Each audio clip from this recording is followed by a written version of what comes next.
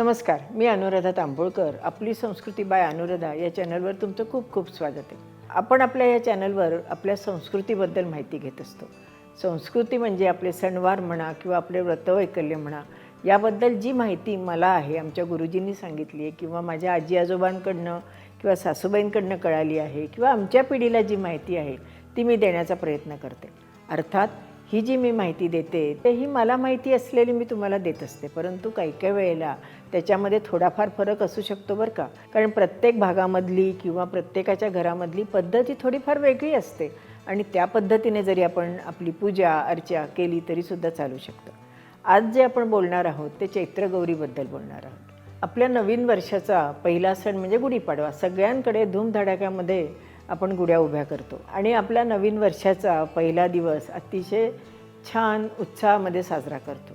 जसं चैत्र प्रतिपदेला आपण गुढीची उभारणी करतो, त्याचप्रमाणे चैत्र शुद्ध तृतीयेला आपण चैत्रगौरीची प्रतिष्ठापना करतो. आता चैत्रगौर म्हणजेच पार्वतीचं रूप आहे. ही चैत्रगौर जी बसवली जाते त्याच्याकरता पूर्वी अगदी चैत्रगौरीची खास एक मूर्ती आणली जायची, म्हणजे झोक्यावर बसलेली चैत्रगौर. बहुतेक सगळ्यांच्याकडे धातूची म्हणजे पितळेची, तांब्याची किंवा लाकडीसुद्धा चैत्रगौर असायची. चैत्रगौरीची स्थापना किंवा चैत्रगौरीचं हळदी कुंकू म्हटलं ना की सगळ्यांना उत्साह यायचा. सगळ्या बायका अतिशय हिरिरीने आपल्या चैत्रगौरीचं स्थापनाही करायच्या आणि हळदी कुंकूसुद्धा जोरात करायच्या. आता ही चैत्रगौरीची स्थापना कधीपासून केव्हापर्यंत केली जाते ते आपण बघूयात.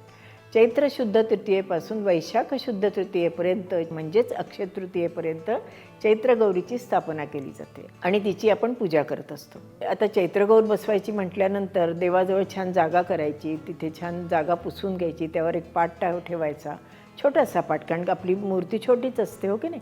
त्याच्यावर वस्त्र टाकायचं आणि त्याच्यावर चैत्रगौरीची स्थापना करायची. त्याच्या आदल्या दिवशी चैत्रगौरीची जी मूर्ती असेल तिला स्वच्छ चिंच लावून म्हणा वगैरे स्वच्छ करून ठेवायची. जिथे आपण पाट ठेवलेला असतो किंवा वस्त्र ठेवलेलं असतं त्या पाटावर अष्टदल कमळ काढायचं आणि त्याच्यावर आपण आपल्या चैत्रगौरीची प्रतिष्ठापना करणार असतो. प्रथम तिथे ठेवायची, नंतर ती उचलून ताम्हणामध्ये घ्यायची, तिला पंचामृत, साधं पाणी, अत्तराच्या पाण्याने, सुवासिक फुलांनी छान स्नान घालायचं आणि ती पुसून पुन्हा जागच्या जागी ठेवायची. पण हे सगळं करण्याच्या आधी आपण आपल्या उजव्या हाताला थोड्याशा अक्षतांवर गणपतीची पहिल्यांदा प्रतिष्ठापना करायची. गणपतीला आधी पंचामृताने स्नान घालायचं, त्याला जास्वंदाचं फूल, दुर्वा व्हायच्या, त्याला गुळखोबऱ्याचा नैवेद्य दाखवायचा आणि नंतर मी मघा सांगितलं त्याप्रमाणे गौरीची पूजा करायची. थोडंसं काही वेळेला बोलताना मागे पुढे होतं, तेवढं तुम्हीच नक्की सांभाळून घ्याल ह्याची मला खात्री. आता तिथे स्थापना आपण चैत्रगौरीची केल्यानंतर त्याच्यासमोर आपण 5 विडे ठेवायचे किंवा 2 विडे ठेवले, अगदी 1 विडा ठेवला तरी चालतो. विडा म्हणजे 2 विड्याची पानं. त्या 2 विड्याच्या पानाची देठं ही गौरीकडे असतात.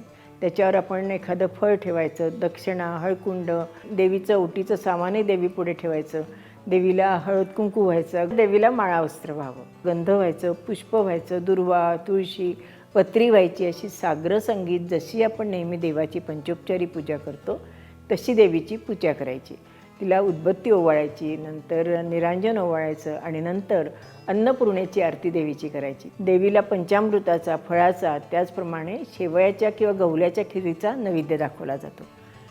याशिवाय गौरीला कैरीचं पन्हं, कैरीची वाटली डाळ, हरभऱ्याची उसळ, पुऱ्या असा साग्रसंगीत स्वयंपाकसुद्धा करून देवीला नैवेद्य दाखवला जातो. आता देवीला नैवेद्य कुठला दाखवायचा ह्याचाही व्हिडिओ आपण आपल्या अनुराधा चॅनलवर केला आहे बरं का.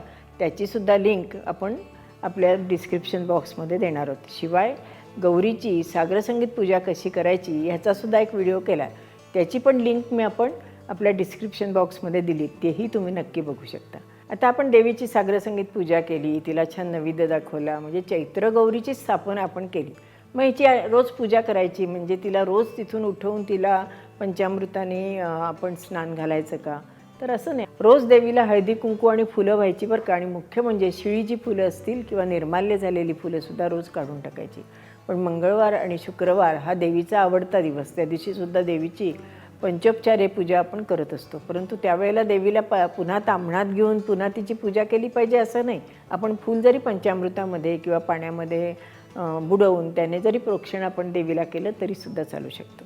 देवीला ओलं खोबरं आणि गूळ हे खूप आवडतं. त्यामुळे ओलं खोबरं आणि गूळ घालून जे जे पदार्थ आपल्याला करता येतील तसे करून देवीला नक्की त्याचा नैवेद्य दाखवावा. मुख्य म्हणजे चैत्रगौरीची स्थापना झाल्यापासून अक्षय तृतीयेपर्यंत आपण चैत्रगौरीचं हळदी कुंकू करू शकतो. आता हळदी कुंकू कसं करायचं ह्याचा आपण एक व्हिडिओ वेगळाच करूयात.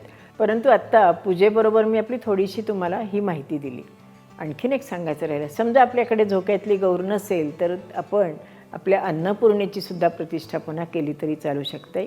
आपल्या देवघरात आपल्या माहेरून आलेली अन्नपूर्णा जी असते तिची प्रतिष्ठापना केली तरीसुद्धा चालू शकते.